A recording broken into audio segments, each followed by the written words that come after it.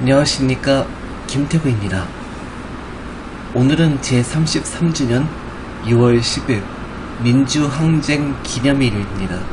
그래서 오늘은 6월 항쟁에 대해 알아보도록 하겠습니다. 1979년 12.12 사태로 정권을 잡은 전두환 군사정권의 장기 집권을 저지하기 위해 일어난 범국민적 민주운동입니다. 1987년 1월 박종철 고문치사 사건이 발생하고 그해 5월 천주교 정의구현사 재단에 의해 이 사건이 은폐 축소된 것이 밝혀지게 되었습니다. 이에 시위가 확산되는 가운데 6월 9일 연세대생이었던 이한열 군이 시위 과정의 부상으로 사경을 헤매게 되면서 이전까지 산발적으로 전개되던 민주화 투쟁은 전국적으로 확산되었습니다. 6월 항쟁은 1987년 6월 10일부터 29일까지 전국에서 일어난 반독재 민주화 시위를 말합니다. 1979년 12.12 사태로 정권을 잡은 전두환 당시 대통령은 대통령 직선제 헌법 개정을 포함한 민주체제를 요구하는 민주화 운동에 대해 강경 탄압으로 일관했습니다. 그러다가 1987년 1월 당시 서울대 학생이었던 박종철 군이 치안본부 대공수사단에 연행돼 조사받던 중 사망하는 사건이 일어나자 이에 대한 거리 시위가 전개되었습니다. 그러나 전두환 정권은 1987년 4월 13일 국민들의 민주화 열망을 무시한 채 개헌 논의를 유보하는 4.13 호헌 조치를 발표했습니다.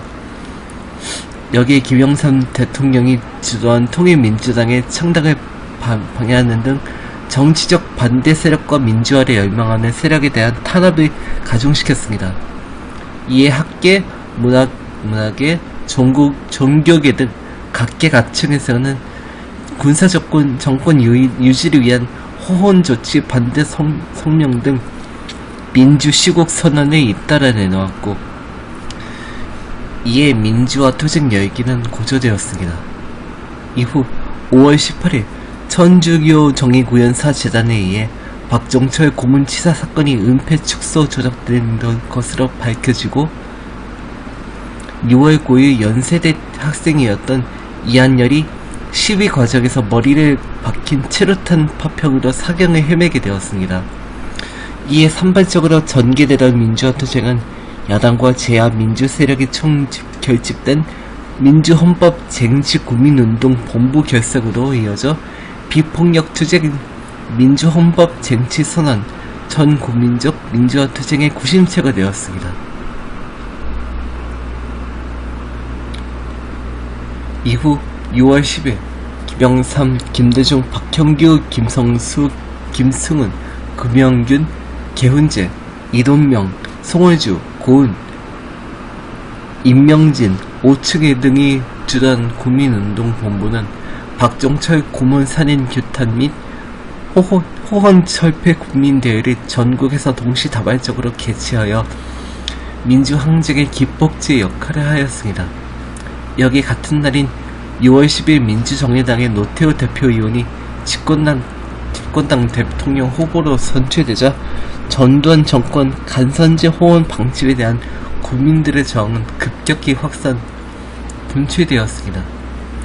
이에 6월 15일까지 전개된 명동 성당 농성 투쟁, 18일 체류탄 추방대회, 26일 민주헌법 쟁취 대행진을 이루기까지 20여일간 전국에서 연인원 500여만 명이 참여하여 직선제 개헌 민주화 촉구를 위한 거리 집회, 시위, 농성 등이 계속되었습니다.